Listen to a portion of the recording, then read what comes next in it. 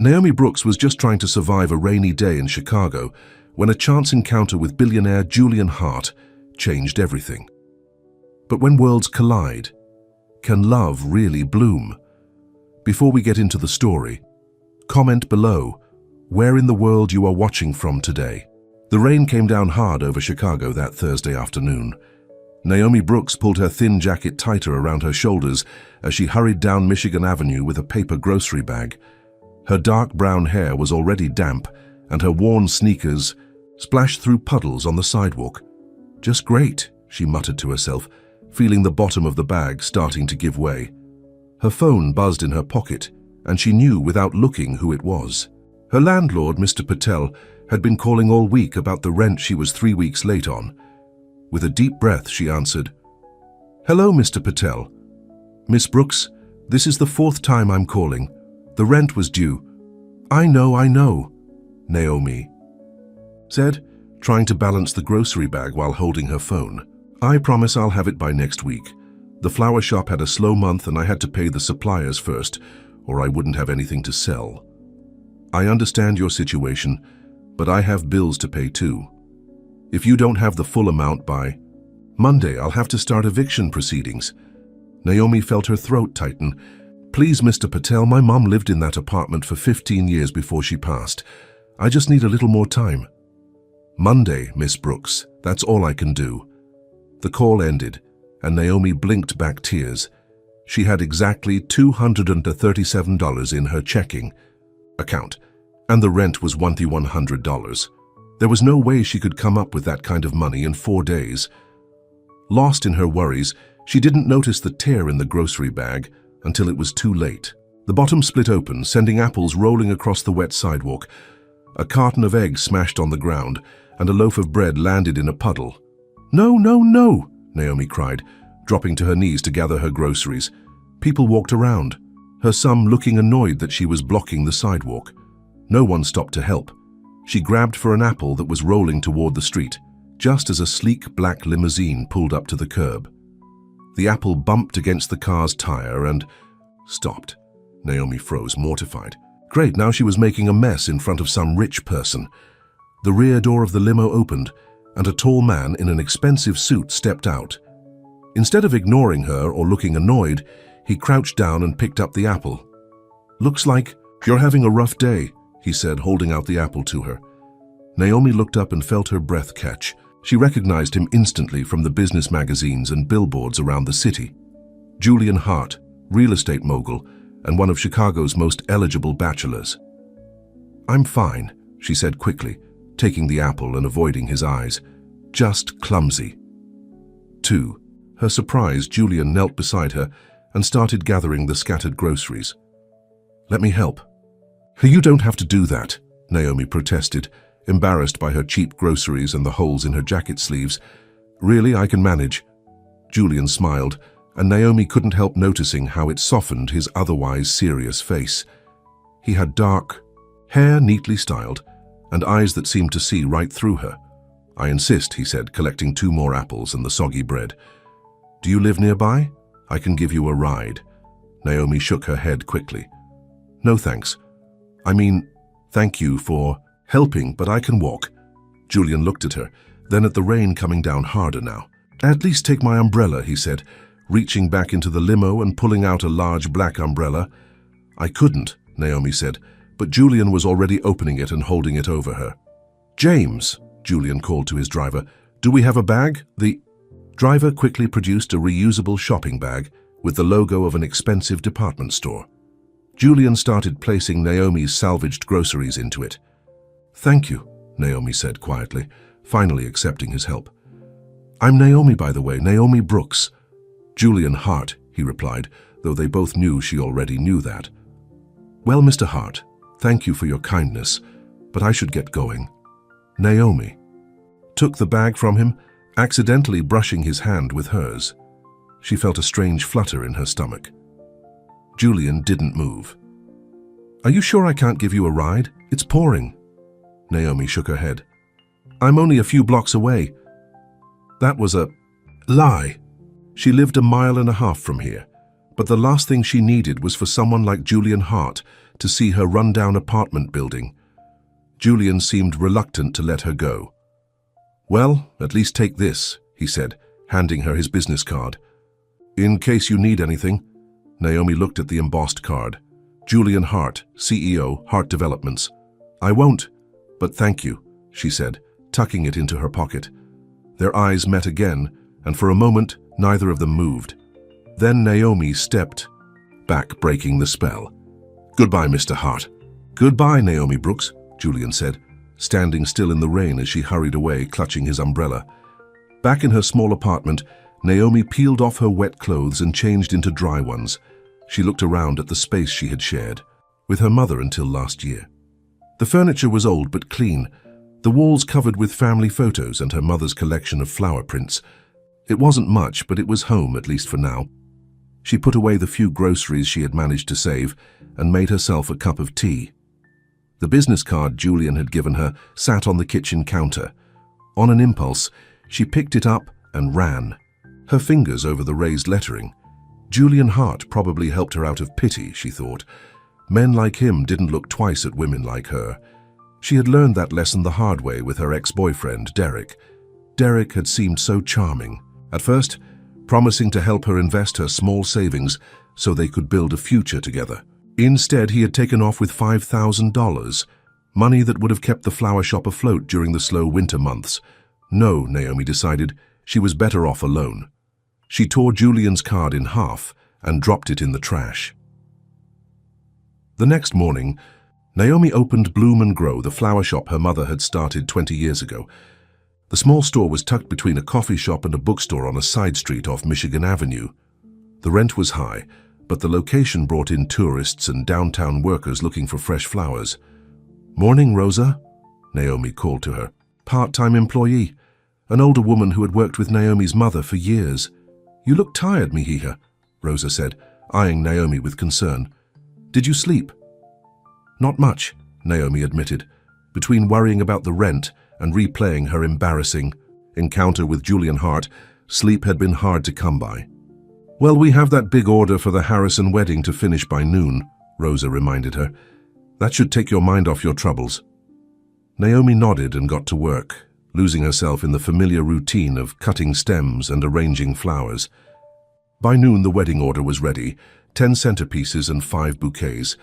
Just as she was wrapping the last bouquet, the shop door opened. Naomi looked up, expecting the wedding planner who was supposed to pick up the order. Instead, Julian Hart walked in, looking even more handsome in a navy suit and light blue shirt. His eyes found hers immediately. "You forgot something yesterday," he said, holding up her wallet. Naomi's hand went to her pocket.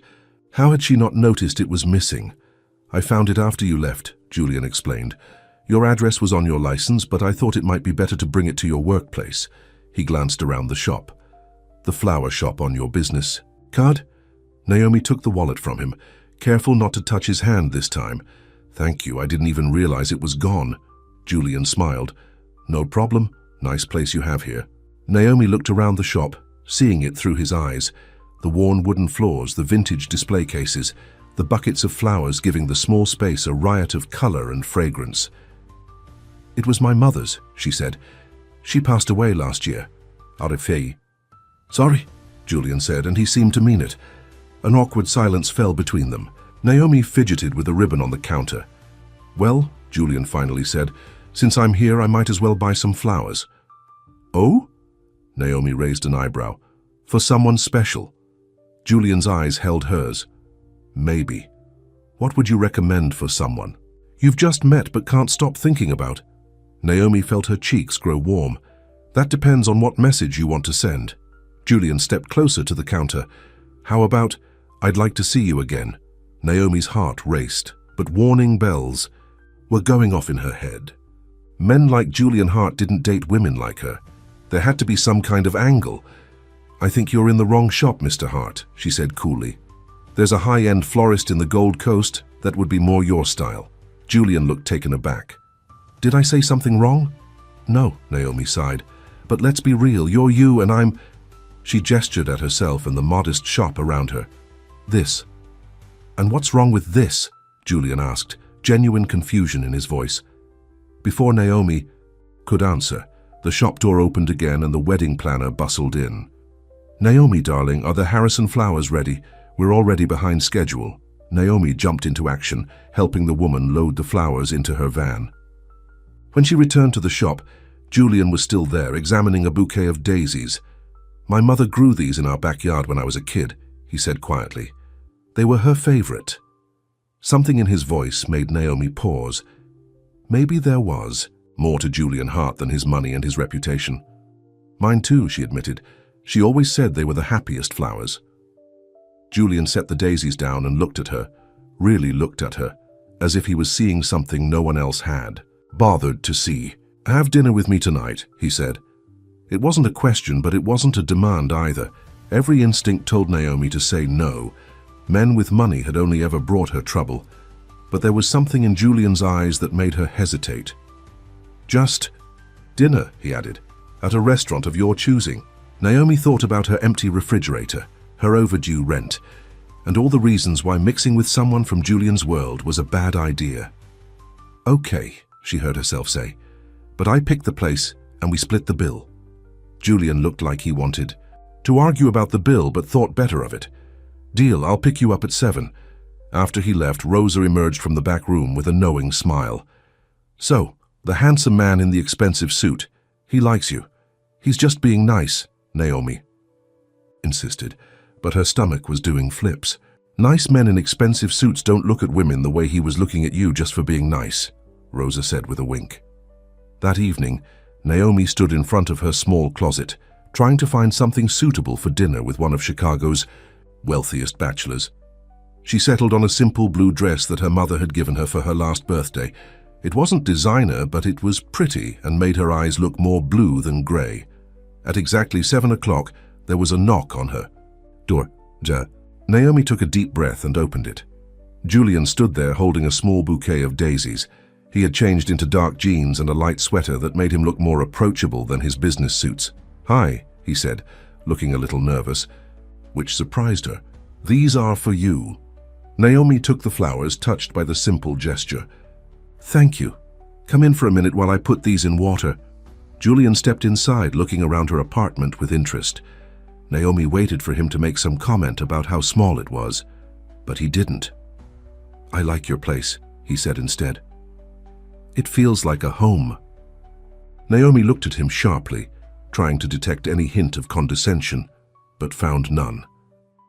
"Thanks. It's not much, but it's mine.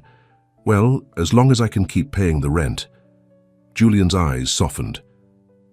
"Your mother's apartment?" Naomi nodded, placing the daisies in a simple glass vase. "We moved here when I was 10.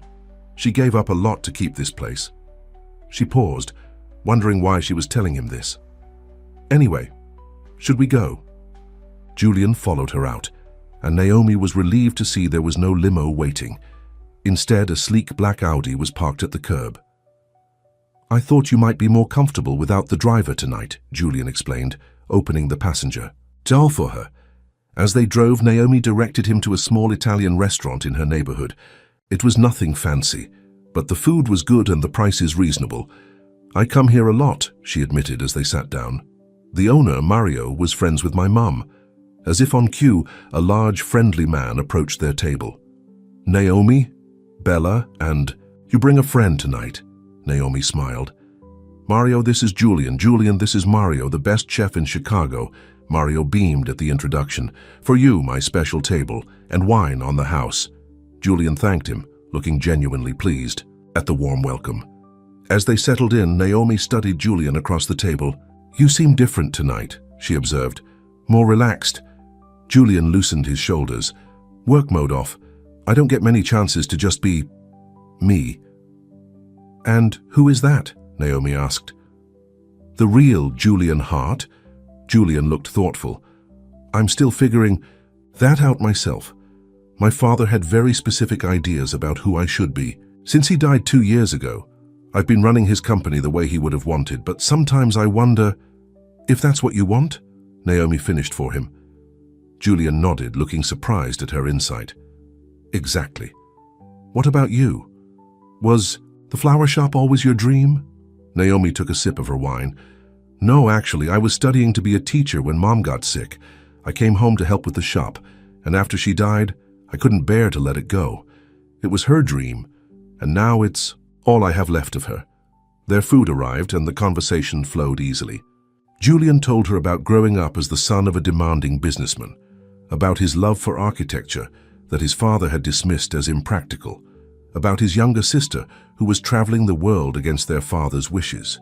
In turn, Naomi shared stories about her mother, about their tradition of Sunday picnics in the park, about her dream of someday opening a community garden where city kids could learn about plants.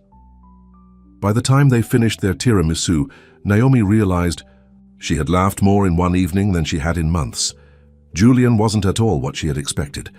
Behind the wealthy businessman was a man with doubts and dreams of his own.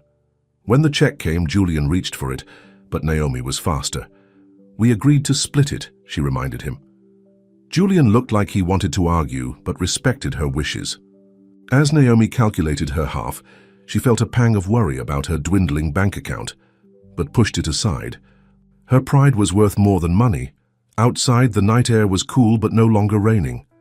"Want to walk for a bit?" Julian suggested. They strolled through Naomi's neighborhood, their hands occasionally brushing. Julian asked questions about the local businesses, seeming genuinely interested in the community. "You really love this area," he observed. "I do," Naomi admitted. "It's not fancy, but it's home." When they reached a small neighborhood park, they sat on a bench under the stars. For a moment they were silent, comfortable in each other's company. "Naomi," Julian finally said, turning to face her, "I'd like to see you again." Naomi bit her lip. "Julian, I had a really nice time tonight, but I'm not sure this is a good idea." "Why not?" "Because we're from different worlds. Your world is full of galas and business deals and penthouses. Mine is struggling to make rent and counting pennies." Julian took her hand gently. "Maybe it's exactly those differences that make this interesting. You see the world in a way I never have. And tonight, for the first time in as long as I can remember, I didn't feel like Julian Hart, CEO. I just felt like a guy having dinner with a beautiful woman." Naomi's heart raced at his words, but fear still gripped her. The last time she had trusted a man, he had taken everything she had. "I've been hurt before," she said quietly, "by someone who pretended to care about me." Julian's eyes were serious. "I'm not pretending, Naomi. Let me prove it to you, one day at a time." Maybe it was the way he looked at her, or the simple honesty in his voice, but something made Naomi want to trust him, despite all her better judgment. "Okay," she said softly, "one day at a time." Julian smiled, and it transformed his face. Gently, he leaned forward and placed a soft kiss on her cheek. "I'll call you tomorrow." As he drove her home, Naomi felt something she hadn't felt in a long time: hope. But as they pulled up to her apartment building, reality crashed back. On the door of the building was a notice, visible even from the street: eviction warning. Her landlord had made good on his threat. Julian saw it too. "Naomi, is everything okay?" Naomi felt the blood drain from her face. All the good feelings from their evening together vanished, replaced by crushing reality. "I have to go," she said quickly, opening the car door. "Thank you for tonight." "Naomi, wait." But she was already running up the steps, tears threatening to fall. The last thing she needed was for Julian Hart to see just how desperate her situation really was. Inside her apartment, Naomi sank to the floor, the eviction notice clutched in her hand. She had 3 days to come up with the money or lose her home, the home where she had grown up, where her mother had lived and died. As tears rolled down her cheeks, she wondered if there was anything left to sell. Her mother's silver tea set, the antique vase, would it even be enough? Her phone buzzed, with a text message from Julian. "I had a wonderful time tonight. Whatever's wrong, please let me help." Naomi stared at the screen. She could ask him for help. He probably wouldn't even miss the money. But something held her back. If she started their relationship by asking for money, what would that make her?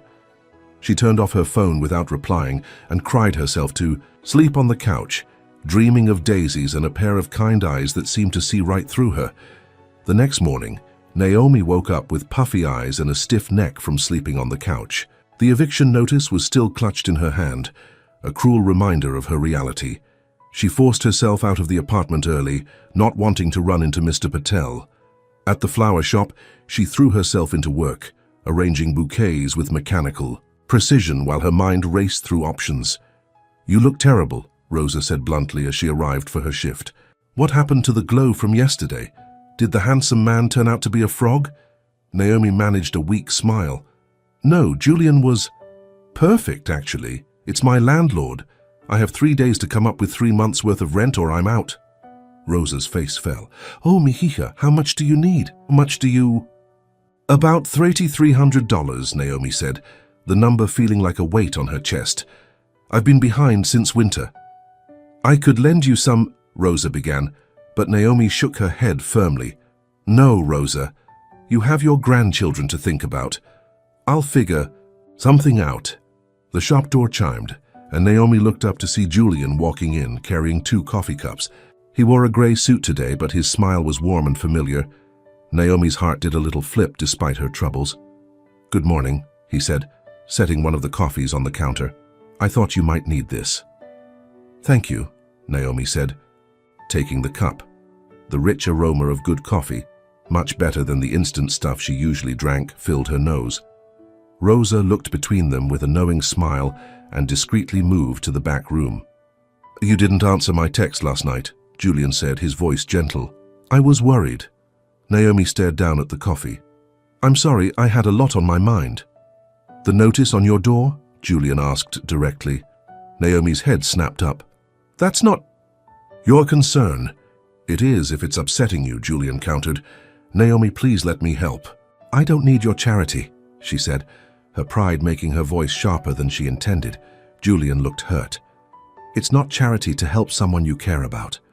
The word care hung in the air between them.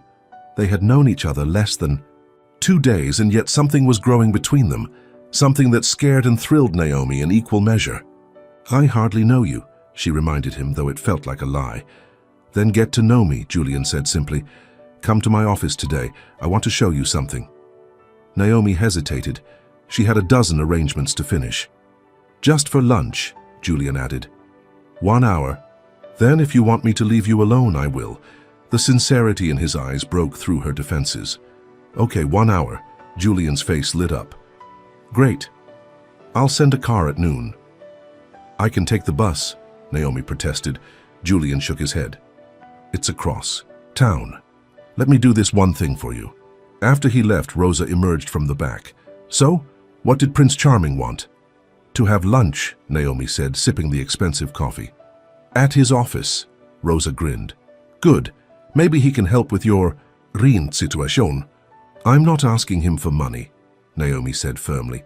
"I've only known him for a day." "Sometimes a day is all it takes to know," Rosa said with a wistful smile. "My Antonio asked me to marry him after one dance. We had 52 years together before he passed." "This isn't a fairy tale, Rosa," Naomi sighed. "Real life doesn't work that way." But at noon, when a black Audi pulled up outside the shop, Naomi still found herself smoothing her hair and checking her simple outfit in the reflection of the shop window. The drive to Julian's office took them into the heart of downtown Chicago. The driver pulled up to one of the city's most prestigious buildings, a gleaming tower of glass and steel that seemed to touch the clouds. In the lobby, the security guard greeted Julian by name and nodded respectfully to Naomi. As they rode the elevator to the top floor, Naomi tried not to show how intimidated she felt. Julian's office suite took up the entire floor. His assistant, a stylishly dressed woman in her 40s, stood as they entered.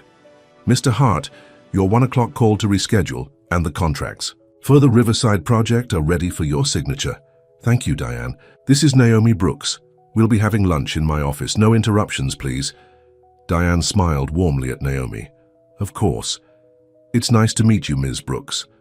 Julian led Naomi through a set of double doors into a large office with floor-to-ceiling windows overlooking the city. One wall was covered with architectural drawings and models.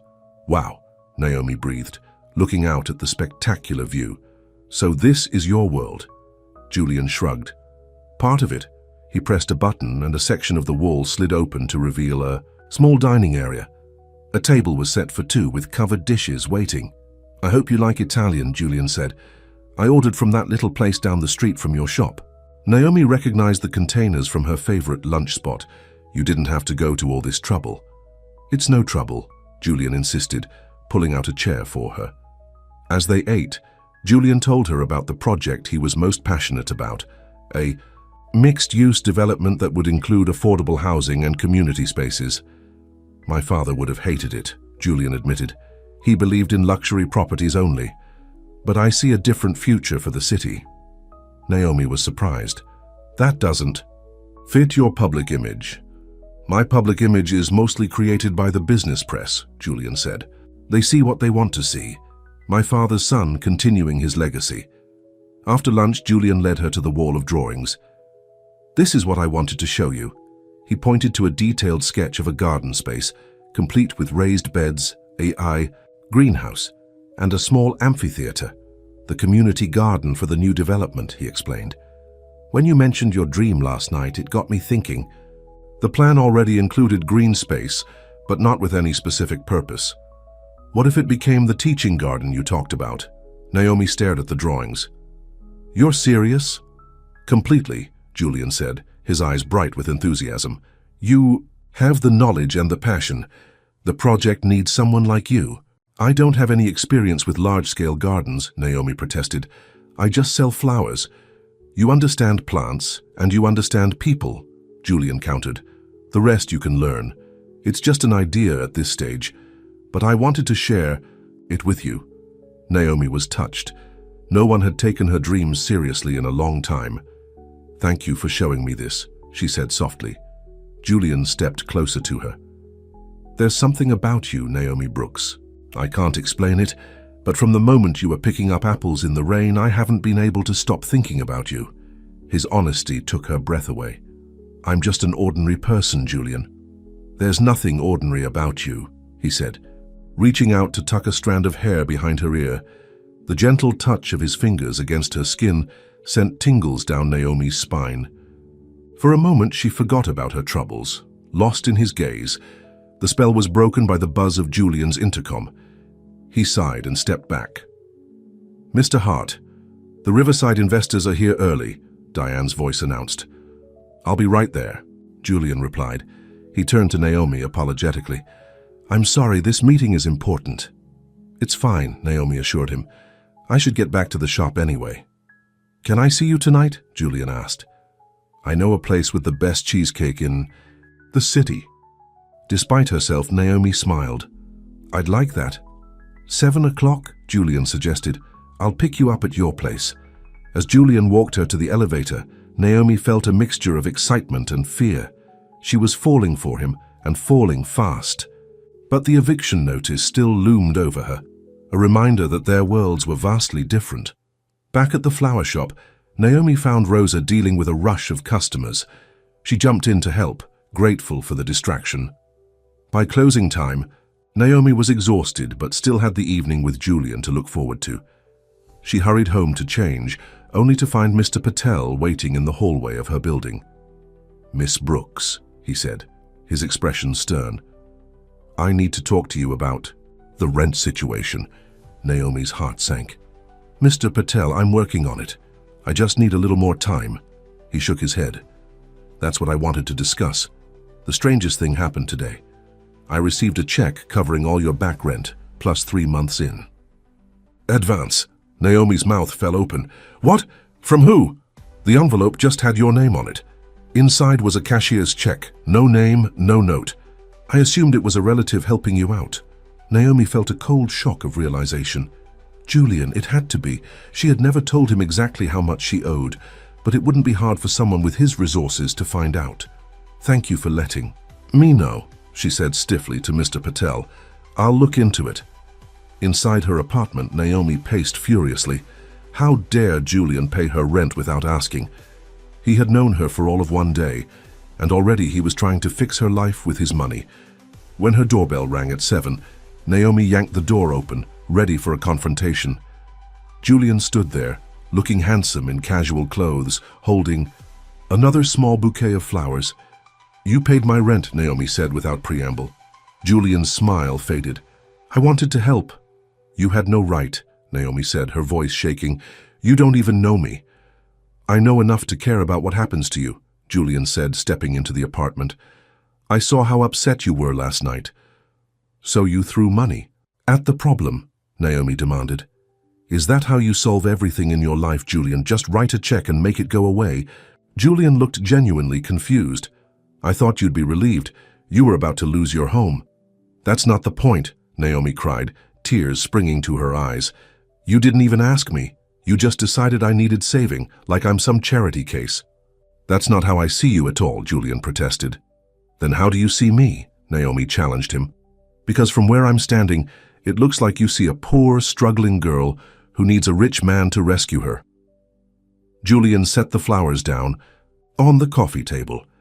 Naomi, I care about you. Is it so wrong to want to help someone I care about? It is when that help comes with strings attached, Naomi said, wiping angrily at her tears. Julian's face darkened. I never said there were strings attached. There are always strings, Julian, Naomi said bitterly, thinking of Derek and all he had taken from her. Men like you don't just give away money for nothing. As soon as the words left her mouth, Naomi regretted them. Julian looked like she had slapped him. Men like me, he repeated quietly. You've decided who I am based on what? My bank account? Naomi faltered. That's not what I meant. Isn't it? Julian interrupted. You talk about me judging you, but you've judged me from the moment we met. I'm just a rich guy who couldn't possibly understand real problems, right?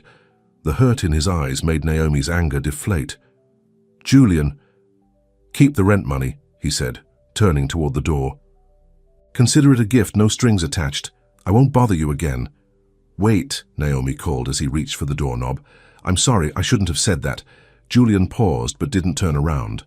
What happened to you, Naomi? Who hurt you so badly that you can't accept help without seeing it as an attack? The question hit her like a blow to the chest. Naomi sank onto the couch, suddenly exhausted. His name was Derek, she said quietly. I met him right after Mom died. He seemed so kind, so understanding. He helped me with the shop, with the funeral arrangements. I was lost, and he was there, you know. Julian turned back to face her, his expression softening as he sat beside her on the couch. He convinced me to invest my savings with him, said he could double it in a few months. And I believed him because... Naomi's voice broke. Because I wanted to believe someone cared about me. By the time I realized it was all a lie, he was gone, along with every penny I had. Julian's hand found hers, warm and steady. I'm not Derek. I know, Naomi whispered, but I'm still scared. Of what? Of trusting again? Of letting someone in only to be left with nothing? Julian squeezed her hand gently. I understand why you reacted the way you did about the rent. I should have asked you first. It was presumptuous of me. Naomi looked up at him. Why did you do it? Because I couldn't stand the thought of you losing your home, Julian said simply. I saw how much it meant to you, and I had the means to help. I didn't think beyond that. His honesty disarmed her. I'm not used to people helping without wanting something in return. Then get used to it, Julian said with a small smile. Because that's who I am. Yes, I have money. But that's not all I am, Naomi. I'd like a chance to show you the rest. Naomi felt something shift inside her. Maybe it was time to stop judging Julian by her past experiences. Maybe it was time to trust again. I'd like that too, she said softly. Julian's eyes dropped to her lips and Naomi felt her heart race. Slowly, giving her time to pull away, he leaned in. When his lips met hers, Naomi felt like she was falling and flying at the same time. The kiss was gentle at first, then deeper as Naomi's arms wrapped around Julian's neck. When they finally broke apart, both were breathless. I've wanted to do that since I saw you in the rain, Julian admitted, his forehead resting against hers. Naomi smiled. Even with my mascara running and eggs all over the sidewalk? Especially. Then, Julian chuckled, you were beautiful and real and completely unimpressed by me. Do you know how rare that is in my world? Naomi stroked his cheek. I'm sorry for what I said earlier. It's forgotten, Julian assured her. Now about that cheesecake I promised. Let's stay here, Naomi suggested. I can make coffee and we can just talk. Julian smiled, looking relieved. I'd like that. They spent the evening on Naomi's couch, talking about everything and nothing. Julian told her about growing up in his father's shadow, about his mother who had died when he was 15, about his dreams for his company beyond what his father had built. Naomi shared memories of her mother, of growing up surrounded by flowers, of the teacher she had hoped to become before life took a different turn. When Julian finally left just before midnight, he kissed her again at the door. I'll call you tomorrow. Naomi watched him walk to his car, her heart lighter than it had been in months. Maybe, just maybe, she could let herself believe in something good again. The next morning, Naomi woke to a text from Julian. Thinking of you. Dinner tonight? She smiled and typed back, Yes, my turn to cook.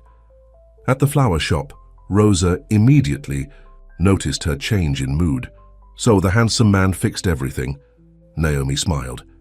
We talked, really talked. He's nothing like I thought he was. Sometimes the heart sees what is invisible to the eye, Rosa said wisely.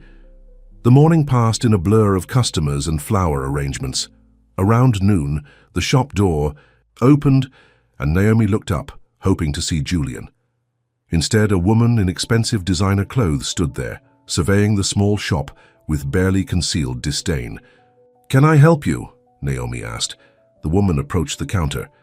I'm looking for Naomi Brooks. That's me. The woman looked her up and down, as if assessing her worth and finding it lacking. I'm Victoria Hart, Julian's sister. Naomi's smile faltered. Oh, it's nice to meet you. Victoria didn't return the sentiment. Let me be direct, Ms. Brooks. I know my brother has taken a sudden interest in you, and I'm here to find out why. Naomi bristled at her tone. Shouldn't you be asking him that? Julian has always had a soft spot for projects, Victoria said, running a manicured finger along the counter. People he thinks he can fix. I'm not a project, Naomi said firmly. Victoria smiled, but it didn't reach her eyes. Of course not, but you should know that Julian is currently negotiating the most important deal of his career. The Riverside project requires investors who value stability and good judgment. My brother's personal life reflects on the company. What are you saying? Naomi asked, though she knew exactly what Victoria was implying. I'm saying that Julian needs to focus on what's important right now, Victoria replied coolly. And a dalliance with a florist who can't pay her rent might send the wrong message to our investors. Naomi felt like she had been slapped. You checked up on me. It's what I do, Victoria said with a shrug. Protect my brother and our family's company. Julian is too trusting. He doesn't see how people might take advantage of his generosity. I'm not taking advantage of him, Naomi said, her voice shaking with anger. Victoria raised an eyebrow. No? Then why did he pay your rent? 3 months in advance, I believe. Naomi felt her face flush. That was his choice. I didn't ask for it. But you accepted it, Victoria pointed out. Just like you'll accept more, I'm sure, as time goes on. A new car, perhaps, a better apartment, and all it costs you is a few sweet smiles and whatever else you offer my brother. You need to leave, Naomi said, her hands clenched into fists at her sides. Now. Victoria reached into her purse and pulled out a check. I came prepared to offer you a more direct arrangement. $20,000 to walk away from Julian. No drama, no scenes. Just disappear from his life. Naomi stared at the check in disbelief. You think you can buy me off? Everyone has a price, Victoria said, sliding the check across the counter. This is twice what you make in a year at this little shop. Enough. To pay off your debts and start fresh somewhere else. Naomi took the check and tore it in half. Get out. Victoria looked genuinely surprised. You're making a mistake. The only mistake would be letting someone like you tell me what to do, Naomi said, her voice steady despite the storm of emotions inside her. Julian is a grown man who can make his own decisions. And for the record, I care about him. Not his money, not his name, just him. Victoria picked up the torn check. We'll see how long that lasts when the novelty wears off. Julian lives in a world you can't even imagine. Eventually, he'll realize that. After Victoria left, Naomi had to sit down, her legs shaking. How had such a perfect evening with Julian turned into this nightmare the next day? She picked up her phone to call him, then hesitated. What if Victoria was right? What if Julian was just going through a phase, slumming it with someone like her? What if eventually he looked at her and saw all the ways she didn't fit into his world? The shop door opened again, and Naomi looked up, half expecting Victoria to have returned. Instead, Julian stood there, smiling. "I couldn't wait until dinner," he said, crossing to her. His smile faded when he saw her face.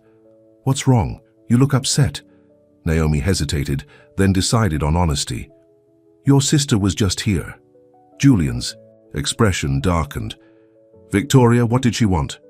"To warn me away from you," Naomi said, watching his reaction carefully. "She seems to think I'm after your money." Julian ran a hand through his hair in frustration. "I'm sorry.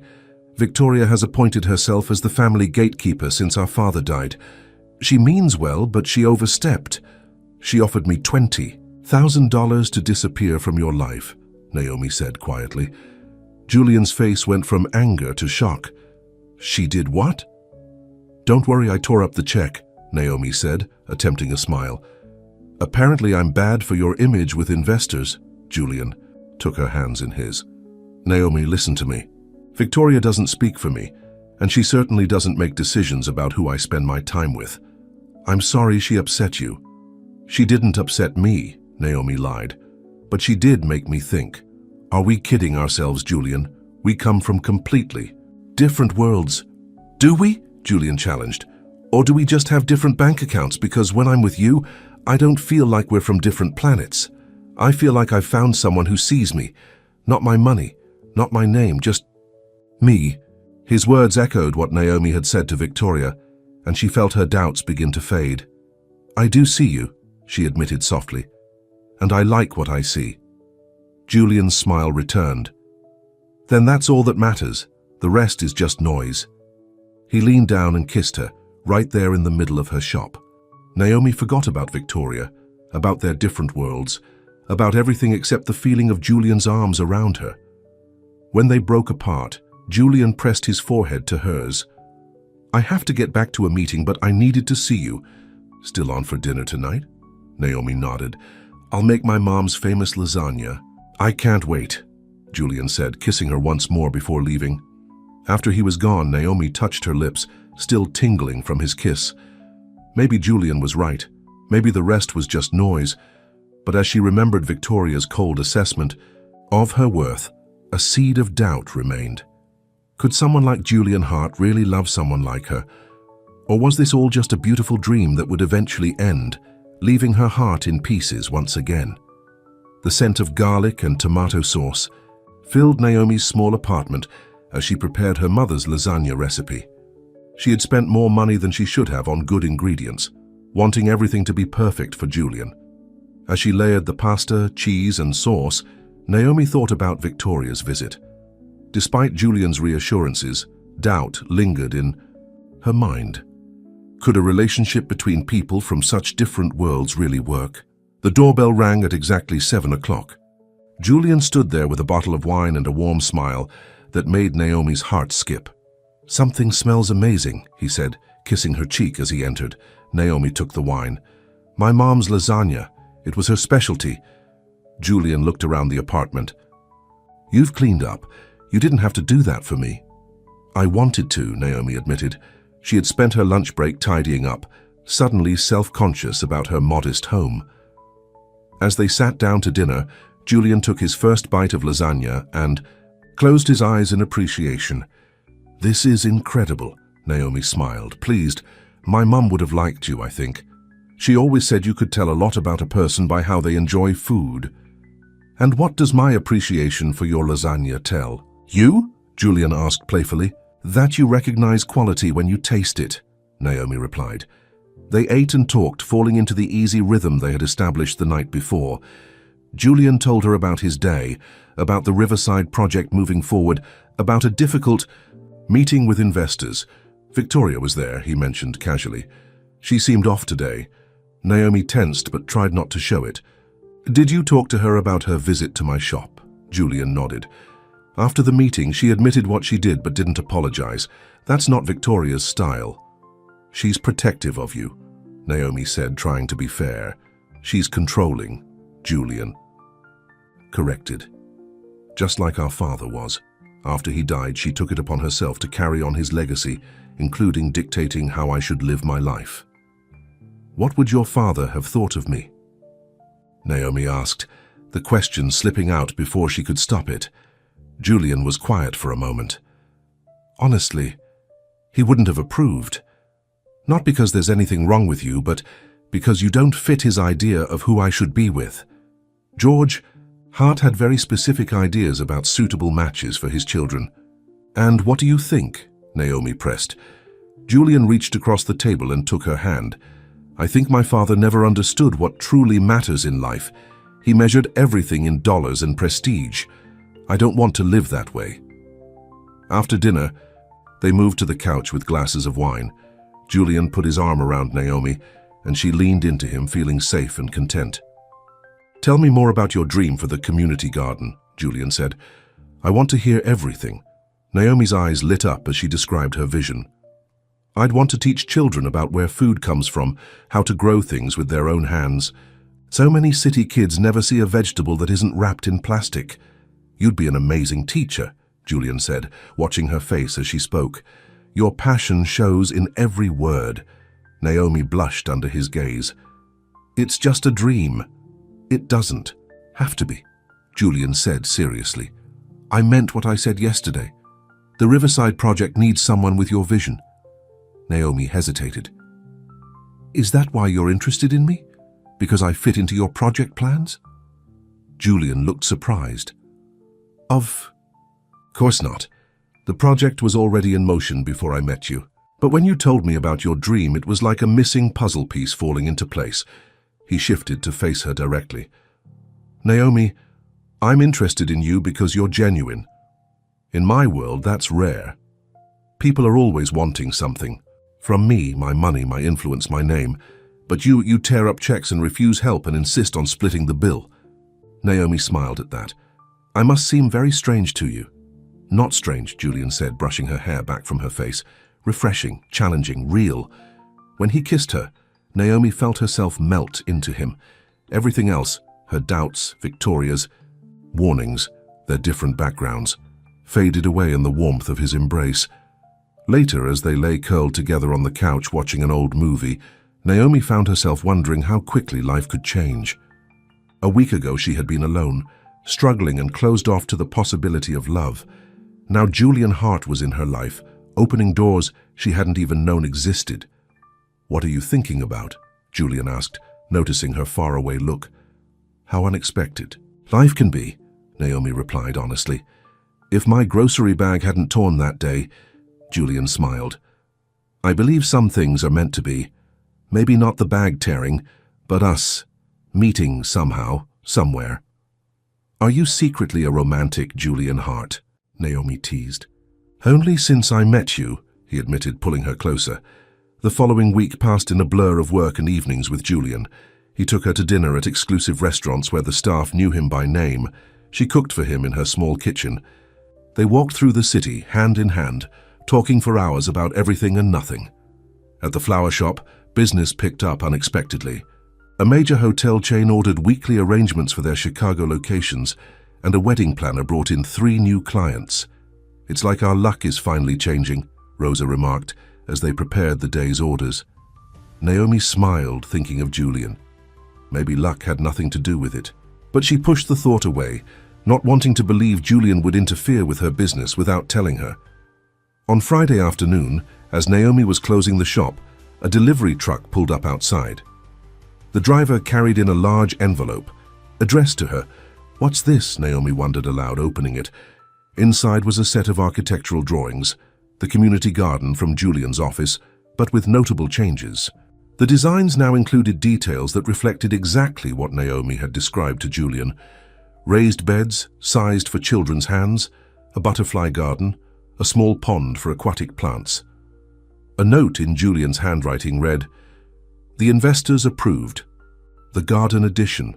The project is yours if you want it. No pressure, no strings attached. Naomi stared at the plans, emotions warring inside her. This was her dream, offered on a silver platter. But could she accept such a gift from Julian? Would it change the balance between them? She was still mulling it over that evening when Julian picked her up for dinner. He had gotten them tickets to the symphony, and Naomi wore her best dress, a simple blue one that she saved for special occasions. "You look beautiful," Julian said when he saw her. In the concert hall, Naomi felt out of place among the well-dressed crowd. Several people greeted Julian, looking at her curiously. She overheard one woman whisper to another, "Who is she? I've never seen her before." Julian seemed oblivious to the stares and whispers, completely focused on Naomi and making sure she was comfortable. When he took her hand during the performance, Naomi felt anchored by his touch. After the concert, Julian suggested they take a walk along the lakefront. The night was clear, with stars visible despite the city lights. "Did you get the plans I sent?" Julian asked as they walked.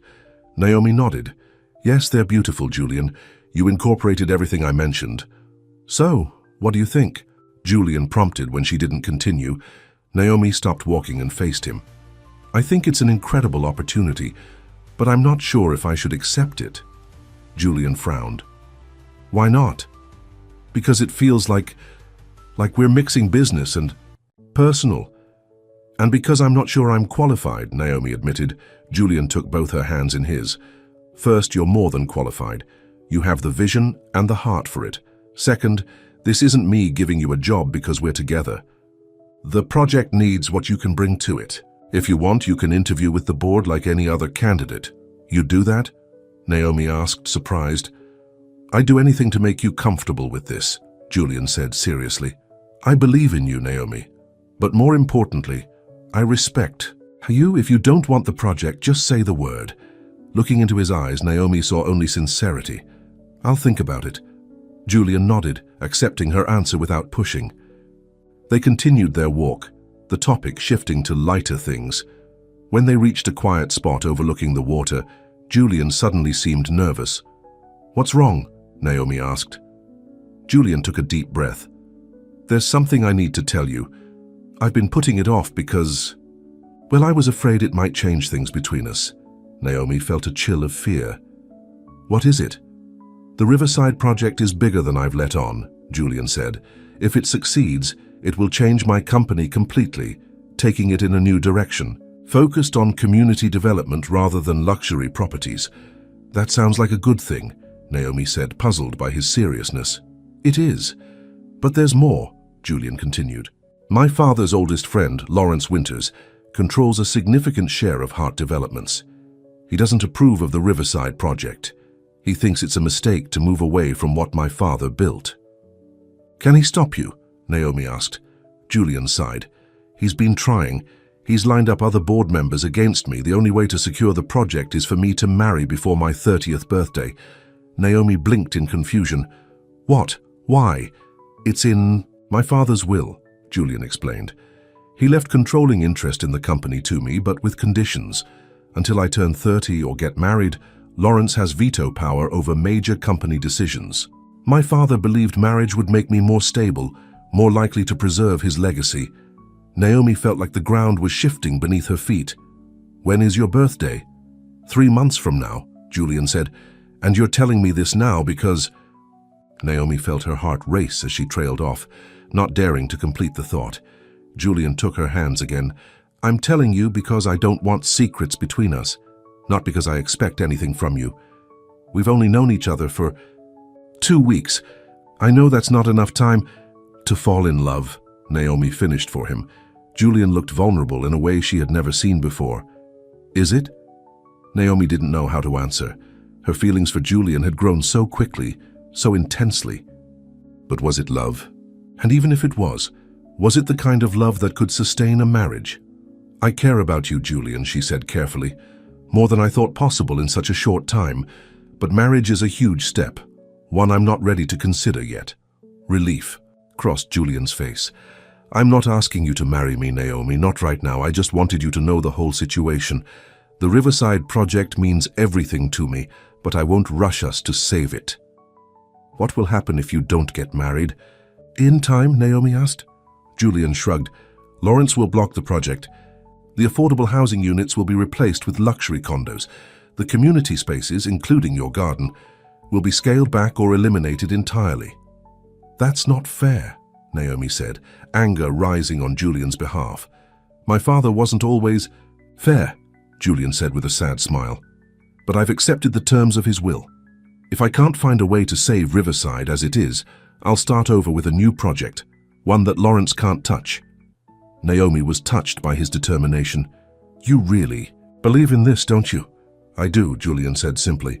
It's the first thing I've done that feels truly mine, not an extension of my father's vision. They walked back to Julian's car in thoughtful silence. Naomi's mind was racing with everything Julian had told her. The situation was more complicated than she had realized. As they drove back to her apartment, Julian broke the silence. I hope I haven't ruined our evening with all this. Naomi reached over and squeezed his hand. You haven't. I appreciate your honesty. At her door, Julian kissed her goodnight, a gentle kiss that held promise but asked for nothing. I'll call you tomorrow, he said before leaving. Inside, Naomi kicked off her shoes and collapsed onto the couch, emotionally exhausted. Julian's revelation about the will and the marriage condition had caught her completely off guard. She knew now why Victoria had been so hostile. If Julian married someone Victoria didn't approve of, it would affect not just the family's social standing, but the entire company's future. The next morning, Naomi woke to a text from Julian. Breakfast? There's something else I want to talk to you about. They met at a small cafe near her apartment. Julian looked tired, as if he hadn't slept much either. I've been thinking about what we discussed last night, he said after they ordered. And I want to make something clear. I would never ask you to marry me to save the Riverside project. Naomi nodded, relieved. I know that, Julian. But there's another option I've been considering, Julian continued. I could sell my shares in Hart Developments and start a new company, one without my father's restrictions. Naomi stared at him in shock. You would give up your family's company?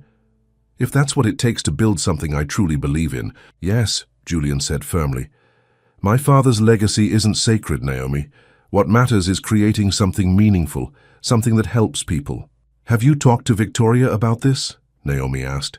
Julian sighed. Not yet. She'll be furious. The Hart name means everything to her. As their food arrived, Naomi tried to process what Julian was saying. He was willing to walk away from his inheritance, his family legacy, to pursue his vision and to do it on his own terms without pressuring her. Whatever you decide, I support you, Naomi said finally. Julian smiled, relief in his eyes. That means more than you know. After breakfast, Julian walked Naomi to the flower shop. Outside the door, he kissed her goodbye, lingering a moment longer than usual. I have meetings all day, but I'll call you tonight, he promised. The day passed, in a blur of customers and arrangements. Around lunchtime, the shop door opened, and Naomi looked up to see a distinguished older man in an expensive suit. Can I help you? She asked. The man approached the counter. Ms. Brooks, I'm Lawrence Winters. Naomi felt her stomach drop. This was the man Julian had mentioned, the one who opposed his plans for the Riverside project. Mr. Winters, she said, cautiously. What can I do for you? Lawrence surveyed the small shop with the same critical eye Victoria had used. Julian tells me you're quite talented with flowers. I can see why. This shop has character. Naomi wasn't sure if that was a compliment or not. Thank you. I'll be direct, Ms. Brooks, Lawrence said, his tone businesslike. Julian has told me about your relationship. He seems quite taken with you.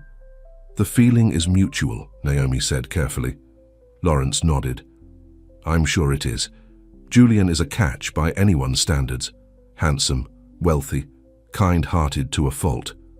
His kindness is one of the things I love most about him, Naomi said, the word love slipping out naturally. Lawrence's eyebrows rose slightly. Love? After such a short time, impressive. Naomi bristled at his skepticism. Sometimes it doesn't take long to know. Indeed, Lawrence agreed smoothly. Though in my experience, hasty emotions often lead to regrettable decisions.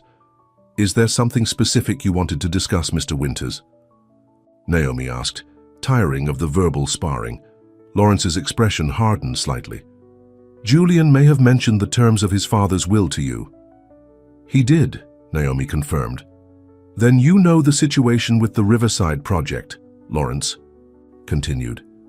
Julian is determined to move forward with it despite my reservations. It seems like a worthwhile project to me, Naomi said. Lawrence sighed. Julian has his father's stubbornness, but not his business sense. George built Hart Developments on luxury properties because they're profitable and stable. This community development nonsense is a risk we can't afford. Sometimes risks are worth taking, Naomi countered. Not with a family legacy at stake, Lawrence said firmly. Which brings me to why I'm here. Julian mentioned last night that he's considering selling his shares and starting a new company. Naomi kept her expression neutral, though she was surprised Julian had already spoken to Lawrence about it. That would be a catastrophic mistake, Lawrence continued. One that would destroy everything his father built. And for what? A misguided attempt to help people who can't afford our properties anyway. Naomi felt her temper rising. Maybe Julian believes there's more to life than profit margins. Lawrence gave her a calculating look. Perhaps, or perhaps his judgment is clouded by other factors. You, for instance. Me? Naomi asked, genuinely surprised. Julian has changed since he met you, Lawrence said.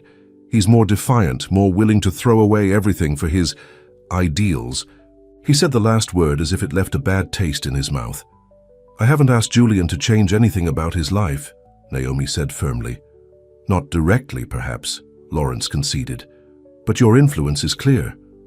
Which is why I've come to make you an offer. Here it comes, Naomi thought, another attempt to buy her off. I will personally ensure that your community garden project is fully funded, Lawrence said. Not as part of Riverside, but as a separate endeavor. You'll have complete control, a proper salary, everything you need to make your dream a reality. In Sao. Exchange for what? Naomi asked, though she already knew the answer. In exchange for you stepping back from your relationship with Julian, Lawrence said bluntly, at least until after his 30th birthday. Once I've secured control of the Riverside project, what Julian does with his personal life will be his own business. Naomi felt a cold anger settle in her chest. Let me get this straight. You want me to break Julian's heart and betray his trust in exchange for my garden project. Lawrence had the grace to look slightly uncomfortable.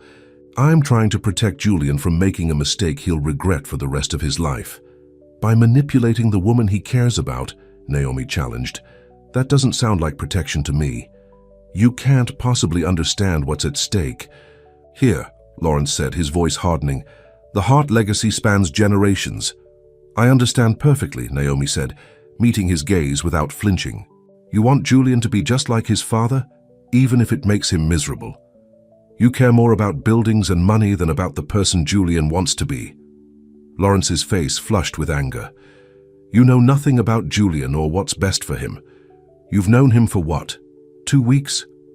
I've known him since he was born.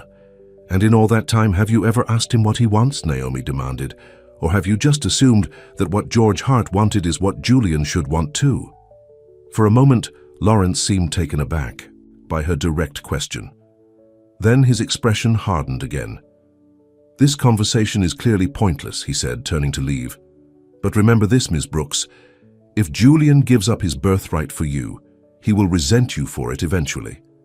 And where will that leave your fairy tale romance? After he left, Naomi had to sit down, her legs shaking with anger and distress. First Victoria, now Lawrence. Julian's entire world seemed determined to keep them apart. The worst part was that Lawrence's final words had struck a nerve. What if Julian did resent her someday? What if, years from now, he looked back and regretted giving up his family company for her? When Julian called that evening, Naomi didn't mention Lawrence's visit. She wasn't sure why. Perhaps she needed time to process it, or perhaps she didn't want to add to Julian's burdens. They made plans to meet for dinner the next day, and Naomi tried to push her worries aside. But that night she lay awake for hours, Lawrence's warning echoing in her mind. Was she being selfish by staying with Julian when it might cost him everything he had worked for? The next day was Saturday, and the flower shop was busier than usual with weekend customers. Naomi welcomed the distraction, throwing herself into her work. In the afternoon, just before closing time, a delivery arrived, a small package addressed to Naomi. Inside was a velvet box containing a delicate silver bracelet with a single charm, a tiny daisy. The note with it read, "To remind you of the day we met. Can't wait to see you tonight." Naomi's heart swelled at the thoughtful gift. It wasn't extravagant or showy, just simple and meaningful, exactly what she would have chosen herself. That evening, when Julian picked her up, she was wearing the bracelet. His face lit up when he noticed it. "You like it?" he asked. "I love it," Naomi said sincerely. "It's perfect." Julian took her to a small, intimate restaurant tucked away in a quiet neighborhood. As they ate, Naomi noticed that Julian seemed distracted, almost nervous. "Is everything okay?" she asked after he checked his watch for the third time. Julian gave her an apologetic smile. "Sorry, I'm a little preoccupied tonight. I had a long meeting with Lawrence yesterday." "About selling your shares?" Naomi asked. Julian nodded. "He was furious as expected. He said I was betraying my father's memory." "I'm sorry," Naomi said, feeling guilty for not mentioning Lawrence's visit to her shop. "Don't be," Julian said, reaching for her hand across the table. "I've never been more certain of anything in my life. Riverside is just the beginning. I want to build something meaningful, something that matters." After dinner, Julian suggested they take a walk. He led her to a small park nearby where lanterns had been strung in the trees, casting a warm glow over a secluded garden area. Naomi looked around in wonder. "Did you arrange this?" Julian nodded, suddenly looking very nervous. "There's something I want to ask you." Naomi's heart began to race as Julian took both her hands in his. This was too soon.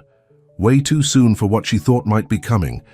"Julian," she began, but he shook his head gently. "Let me say this first," he requested.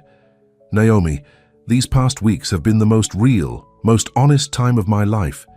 You've shown me what it means to live authentically, to care about things that truly matter." He took a deep breath. "I know it's fast, crazy fast, but I've never been more certain of anything. I'm falling in love with you." Naomi felt tears spring to her eyes. "Julian, I'm not proposing," Julian clarified quickly. "Not yet. That would be too soon even for us. But I want you to know where I stand. I'm in this for real, Naomi, not because of some condition in my father's will, not because of the Riverside project, but because of you, because of how I feel when I'm with you." Relief and joy flooded through Naomi. "I'm falling in love with you too," she admitted softly. Julian's face lit up with happiness. He pulled her close and kissed her, a kiss full of promise and possibilities. When they broke apart, Julian reached into his pocket and pulled out a small key. "What's this?" Naomi asked. "A key to a small cottage I own in Michigan," Julian explained. "It's nothing fancy, just a simple place on the lake that my mother loved. I want to take you there next weekend, to show you a part of my life that's real and true, away from the business world and family pressures." Naomi was touched by the gesture. "I'd love that." As they walked back to Julian's car, hand in hand, Naomi felt a sense of peace settle over her. Despite Victoria and Lawrence's interference, despite the complications of Julian's situation, what they were building together felt right. But later that night, after Julian had dropped her off with a lingering kiss and a promise to call in the morning, Naomi found herself thinking about Lawrence's warning again. Julian was prepared to give up his family legacy for her, for them. The weight of that responsibility was overwhelming. As she got ready for bed, Naomi's phone rang with an unknown number. Thinking it might be Julian calling from a different phone, she answered. "Hello? Ms. Brooks, this is Diana Jefferson from the Chicago Tribune," a woman's voice said. "I'm working on a story about Julian Hart's surprising new romance. Would you be willing to answer a few questions?" Naomi froze. "How did you get this number?" "That's not important," Diana replied smoothly. "What's interesting is how quickly Julian Hart has fallen for someone so different from his usual circle. Our readers are fascinated. I have nothing to say to you," Naomi said firmly. "Please don't call me again." She hung up, her hands shaking. The media was getting involved now. How long before they started digging into her past, finding out about Derek and the money he stole? How long before Julian's face was splashed across tabloids with headlines questioning his judgment? Her phone buzzed with a text from Julian. "Just got home, already missing you, sweet dreams." Naomi smiled despite her worries. Whatever complications lay ahead, what she felt for Julian was real. And for now, that would have to be enough. Sunday morning dawned bright and clear. Naomi woke to the sound of her phone ringing. It was Rosa, her voice urgent. "Naomi, have you seen the newspaper?" "No, why?" Naomi asked, sitting up in bed. "There's an article about you and Julian Hart. You need to see it." Naomi's stomach dropped. "I'll call you back." She threw on clothes and ran to the corner store. The Sunday edition of the Chicago Tribune was on display at the counter. On the front page of the lifestyle section was a photo of her and Julian walking hand in hand after dinner. The headline read, "Hart's New Romance, Billionaire Developer." "Falls for flower shop girl?" With shaking hands, Naomi bought the paper and read the article on her walk home. It was everything she had feared. Condescending speculation about her background, quotes from sources close to the Hart family, expressing concern about Julian's sudden change in behavior, and thinly veiled suggestions that she was after his money. The worst part was a quote from a former classmate who remembered her relationship with Derek. Naomi always had a thing for men with money. There was this guy, Derek, she dated, who claimed to be an investment broker. She gave him all her savings. Then he disappeared. Some people never learn. Naomi felt sick. The article painted her as either a gold digger or a naive fool. Neither image was one she wanted Julian to see. Her phone rang again. It was Julian. "Have you seen it?" he asked without preamble. "Yes," Naomi said quietly. "It's awful." "I'm coming." "Hover," Julian said, his voice tight with anger. "This is unacceptable." When Julian arrived at her apartment 20 minutes later, he was furious. "I've already called my lawyers. They're demanding a retraction. This kind of personal attack is completely unprofessional." Naomi sat on the couch, the newspaper spread out in front of her. "The part about Derek is true, though. I did give him my savings. I was stupid and trusting." Julian sat beside her and took her hand. "You were betrayed by someone you cared about. That doesn't make you stupid, Naomi. It makes him a criminal." "What about the rest?" Naomi asked. "The part where they say I'm not good enough for you? That I'm from the wrong side of the tracks? That part's true too." Julian's eyes flashed with anger. "No, it's not. There's no good enough here. There's just you and me and what we feel for each other. The rest is noise, remember?" Naomi wanted to believe him, but the article had reopened. All her doubts. "This is just the beginning, Julian. If we stay together, there will be more articles, more speculation. Your business will suffer. Your family name—" "I don't care about my family name," Julian interrupted. "I care about you." "You say that now," Naomi said, voicing her deepest fear. "But what about a year from now, 5 years, when the novelty wears off and you're left with someone who doesn't fit into your world?" Julian looked hurt. "Is that what you think this is? Novelty?" "I don't know what to think anymore," Naomi admitted. "Everything's happening so fast. We've known each other less than a month, and already we're dealing with family opposition, media attention, and your company's future hanging in the balance." Julian was quiet for a moment. "You're right. It is a lot. Too much, maybe." He stood up, running a hand through his hair. "Maybe we should take a step back, give you some space to think."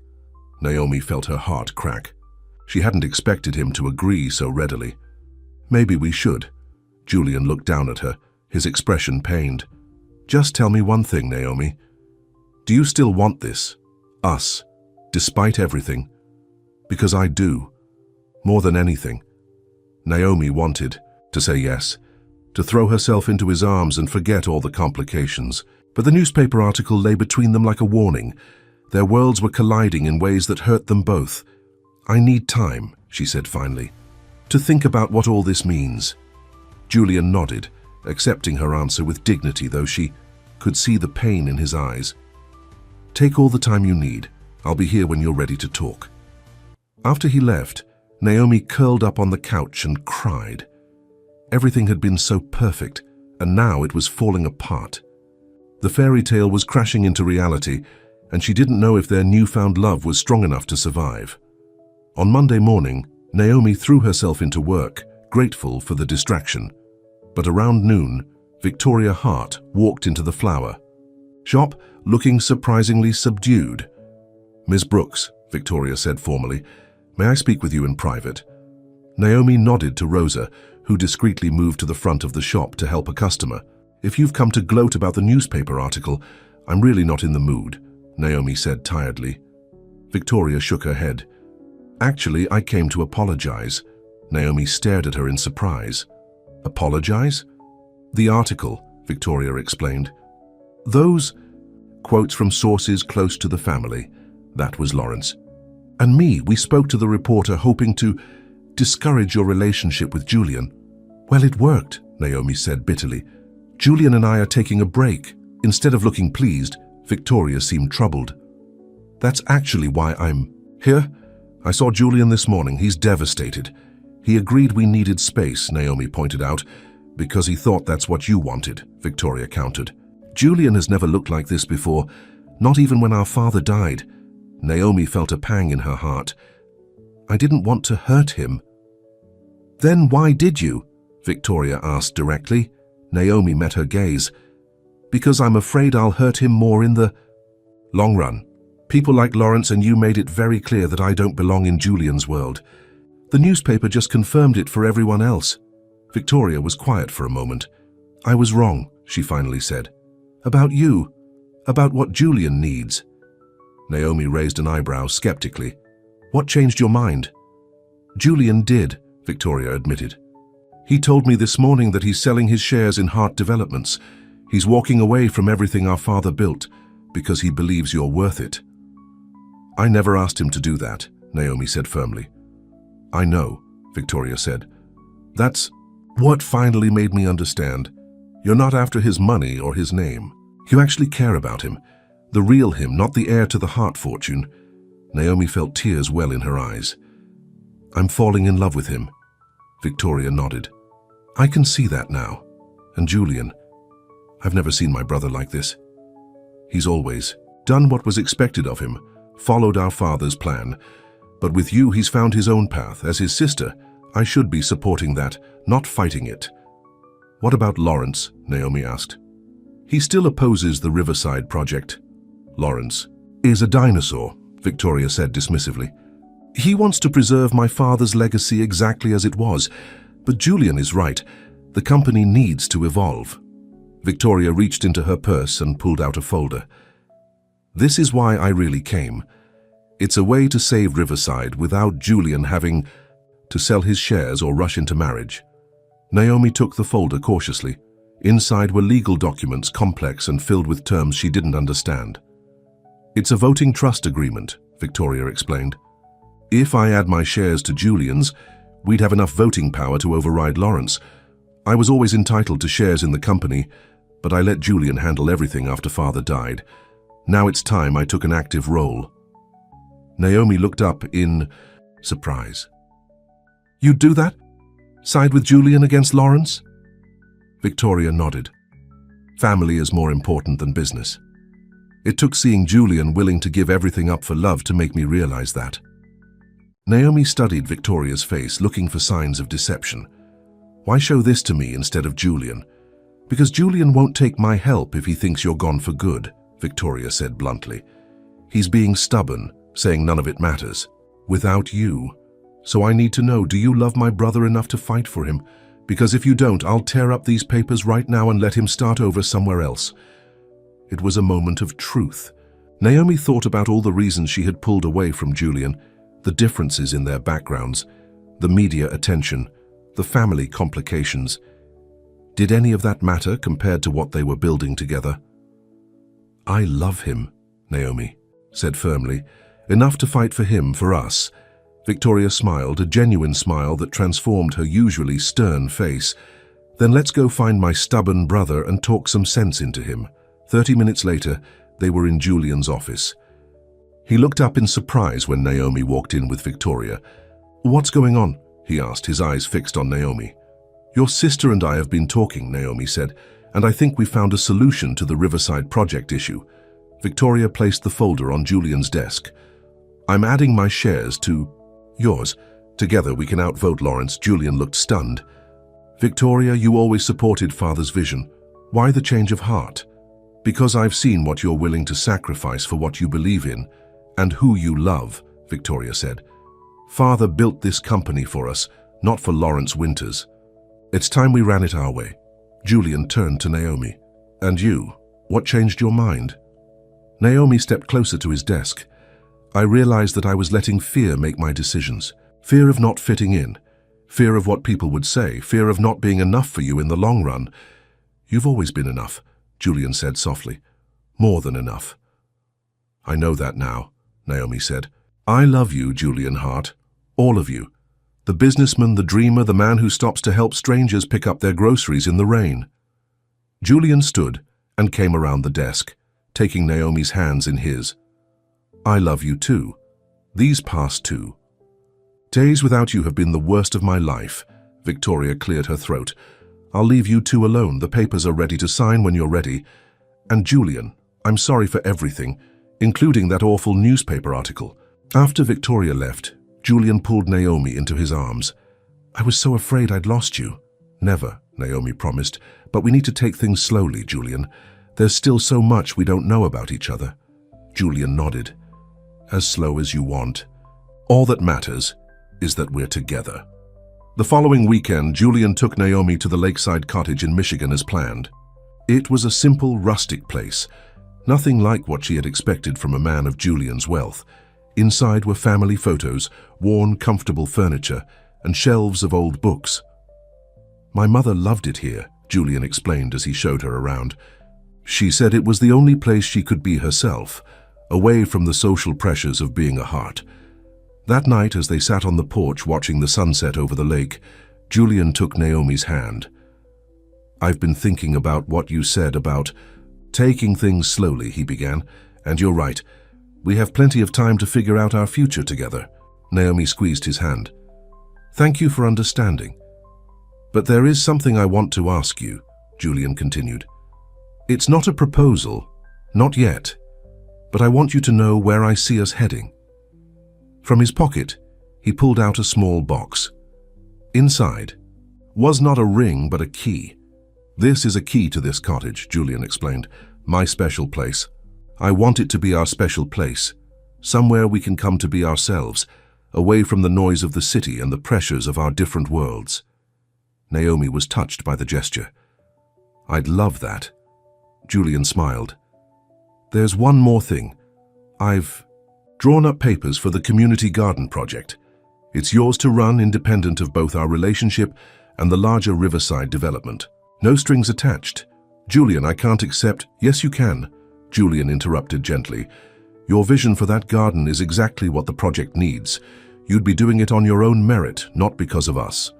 The committee interviewed 3 other candidates, and they all agreed you were the best person for the job. Naomi felt tears of happiness spring to her eyes. You really believe in me, don't you? Completely, Julian affirmed. Just as you believe in me. That's what love is, Naomi. Seeing the best in each other and helping make those visions real. 6 months later, Naomi stood in the newly completed community garden at the Riverside development. Children from the local elementary school were planting vegetables in the raised beds she had designed. Their laughter filled the air as they discovered the joys of digging in the dirt and nurturing growing things.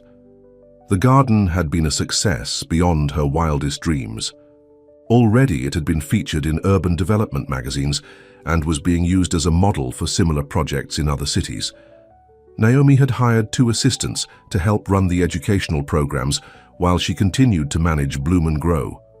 Her mother's flower shop was thriving too, with new clients and a refreshed look that still honored its history. As the children's teacher gathered them for a group photo, Naomi felt a familiar presence beside her. Julian wrapped an arm around her waist, pride evident in his eyes. You've done something amazing here, he said softly. Naomi leaned into him. We both have. The Riverside project had transformed under their combined vision. Julian had insisted on naming the garden area after Naomi's mother, ensuring her legacy lived on through the plants and children who would learn there for generations to come. Victoria had become an unexpected ally, taking a more active role in heart developments, and championing the community-focused projects that Julian believed in. Lawrence Winters had eventually come around when he saw the positive publicity and financial success the Riverside project was generating. "There's something I need to tell you," Julian said, a hint of nervousness in his voice. "My 30th birthday is next month." Naomi smiled. "I know, I've been planning a surprise party at the cottage." Julian laughed. "Well, now it's not a surprise. But that's not what I meant." He took both her hands in his. "The deadline in my father's will is approaching, but I want you to know that it doesn't matter anymore. With Victoria's support, the company is secure. Whatever happens between us should be about us, not about business deals or family legacies." Naomi's heart swelled with love for this man who had changed her life in so many ways. "Julian, these past 6 months have been the happiest of my life. We don't need to rush anything." Julian smiled. "I agree. That's why I'm not proposing today." Naomi raised an eyebrow. "You're not?" "No," Julian said, his eyes twinkling. "I'm simply giving you advance notice that I will be proposing on our 1-year anniversary in the exact spot where we first met. That gives us both plenty of time to be absolutely certain this is what we want." Naomi laughed, joy bubbling up inside her. "And what if I say no?" Julian's smile was confident and loving. "Then I'll wait and ask again when you're ready. I'm not going anywhere, Naomi Brooks. I'm in this for the long haul, for forever." As they walked through the garden, hand in hand, Naomi thought about how much had changed since that rainy day when her grocery bag had torn. She had been so closed off, so afraid of being hurt again. Now she was open to possibilities, to love, to a future brighter than any she had imagined. That evening, as they sat on the rooftop of Julian's penthouse, watching the city lights twinkle below, Julian handed Naomi a letter. "What's this?" she asked. "Just something I want you to have," Julian said. "Something to remind you of how much you mean to me." Naomi opened the envelope and began to read. "Dear Naomi, today I turned down the Parkview Tower project. It would have been the most profitable development in Hart history, but it would have meant demolishing a block of historic buildings that house local businesses, much like your flower shop. When the board questioned my decision, I remembered something. You said on our second date, if you love something, you show up for it even when it's hard. You were talking about your mother's shop, but those words have stayed with me. I'm showing up for the kind of company I want to build, for the legacy I want to leave, not my father's vision, but my own, one that honors community and history alongside progress and profit. You taught me that, Naomi. You showed me that true success isn't measured in dollars or square footage, but in the lives we touch and the values we uphold. I'm still showing up." "Always, all my love." Julian, tears filled Naomi's eyes as she finished reading. She looked up at Julian, this extraordinary man who had crashed into her life and changed everything.